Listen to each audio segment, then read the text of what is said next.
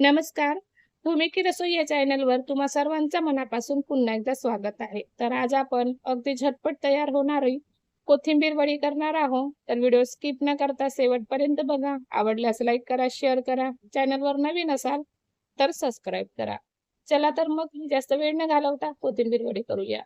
तर कोथिंबीर वडी करण्याकरिता सर्वात आधी आपल्याला कोथिंबीर स्वच्छ धुवून घ्यायचं आहे आणि 2 ते 3 तास छान चाळणीमध्ये पाणी नितळायला ठेवून द्यायचं आहे आणि नंतर त्याला छान असं बारीक कापून घ्यायचं आहे. तर कापलेल्या कोथिंबीरमध्ये जवळपास 2 वाटी मी इथं बेसन घातलेलं आहे आणि 1 वाटी आपल्याला तांदळाचं पीठ घालायचं आहे. तर 2 वाटीला 1 वाटी मी इथं तांदळाचं पीठ घातलेलं आहे आणि नंतर यामध्ये अर्धा चम्मच हळद घालायची आहे. अर्धा ते पाऊण चम्मच गरम मसाला घालायचा आहे आणि 1.5 ते 2 चम्मच आपल्याला तिखट घालायचं आहे किंवा तुम्ही तुमच्या आवडीनुसार तिखटाचं प्रमाण कमी जास्त करू शकता. तसेच चवीनुसार मीठ घालूया. तर अशा प्रकारे इथं स्वच्छ धुतलेले पांढरे तीळ आपण घालणार आहोत. तर पांढरे तीळ तुम्ही तुमच्या आवडीनुसार कमी जास्त करू शकता.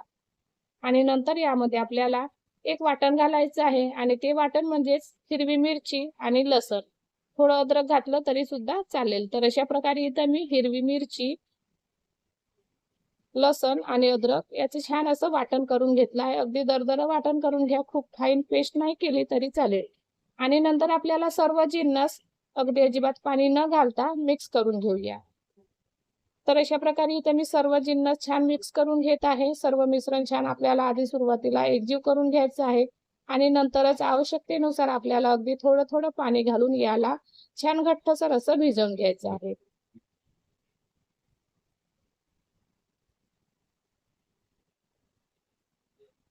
तर अशा प्रकारे सर्व मिश्रण छान एकजीव करून घेतलं आणि नंतर अगदी थोडं पाणी घालून आपल्याला हे मिश्रण अगदी घट्टसर भिजवून घ्यायचं आहे.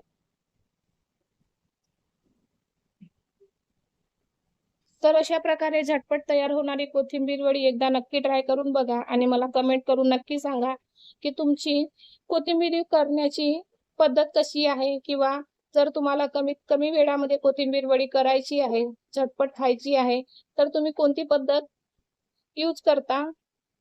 तर अशा प्रकारे इथं आपण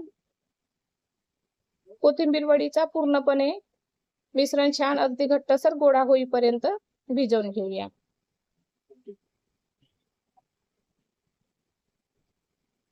ज्याप्रमाणे आपण कांद्याचे मुठे करतो त्याचप्रमाणे आपल्याला या कोथिंबीर वडी करायची आहे आणि पद्धत सुद्धा तीच आहे. अगदी पारंपरिक पद्धत आहे आणि करायला इतकी सोपी आहे की एका प्रयत्नात तुम्ही ही वडी सहज करू शकता. तर अशा प्रकारे इथं मी घट्टसर गोळा छान भिजवून घेतलेला आहे. आणि पुन्हा एक गोष्ट सांगायची राहून गेली, जर तुम्हाला मिश्रणामध्ये खूप जास्त प्रमाणात कोथिंबीर वाटत असेल तर तुम्ही बेसन आणि पिठाचं प्रमाण थोडं वाढवू शकता किंवा एक अर्धा चम्मच तुम्ही पीठ आणि बेसन घालून अगदी पुन्हा यामध्ये मिश्रण एकजीव करून घेऊ शकता. तर इथं मला कुठल्याच प्रमाणात डबल बेसन किंवा पीठ टाकायची गरज भासली नाही, त्यामुळे मी अजिबात वापर केलेला नाही. नंतर आपल्याला ही वडी थापण्यासाठी एक स्टीलचा ताट घ्यायचा आहे. ताटावर अगदी थोडं आपल्याला तेल घालायचं आहे आणि घातलेला तेल अगदी ताटभर पसरवून घेऊया आणि नंतर आपण जी कोथिंबीर वडीचा जो मिश्रण तयार केला आहे तो मिश्रण आपण या ताटावर पसरवणार आहोत. तर अशा प्रकारे इथं तुम्हाला वडी किती जाड ठेवायची आहे किंवा कितपत पातळ करायची आहे त्यानुसार वडीचं प्रमाण घेऊन तुम्ही पूर्ण ताटभर तयार केलेला मिश्रण थापून घ्या.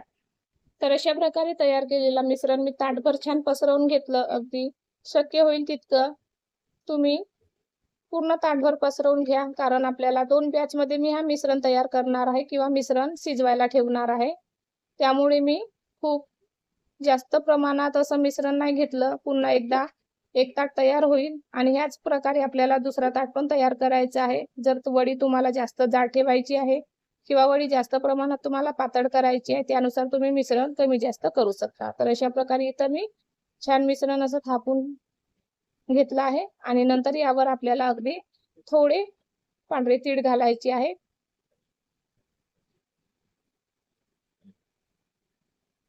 तर अशा प्रकारे तुम्ही बघू शकता मिश्रण मस्त असं ताटभर आपण छान थापून घेतलेलं आहे आणि नंतर यावर अगदी मी थोडे पांढरे तीळ घातलेले आहे तर पांढरे तीळ हे पूर्णपणे ऑप्शनल आहे, तुम्ही घातलं नाही घातलं तरी चालेल.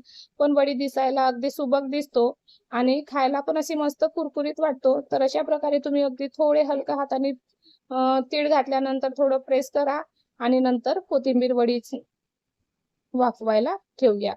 तर कोथिंबीर वडी तयार करत असताना मी एका साईडला गरम पाणी करायला ठेवलं आणि एका मोठ्या पातेल्यामध्ये आपल्याला अशा प्रकारे आपण ज्याप्रमाणे ढोकळा म्हणतो किंवा पातीच्या कांद्याची मुठे म्हणतो त्याचप्रमाणे आपल्याला मांडायचं आहे आणि नंतर जवळपास 15 ते 20 मिनिटासाठी आपल्याला ही वडी शिजवून घ्यायची आहे. चला तर मग 15 ते 20 मिनिटं इथं झालेली आहे. तुम्ही बघू शकता मस्त वडी अशी शिजून तयार आहे. तरी पण तुम्हाला मी चाकूच्या साहाय्याने आपल्याला वडी शिजली का नाही हे चेक करायचं कसं ते सांगत आहे. तर अशा प्रकारे आपण चाकूने चेक करायचं. चाकू अजिबात वडीला चिपकत नाही आहे.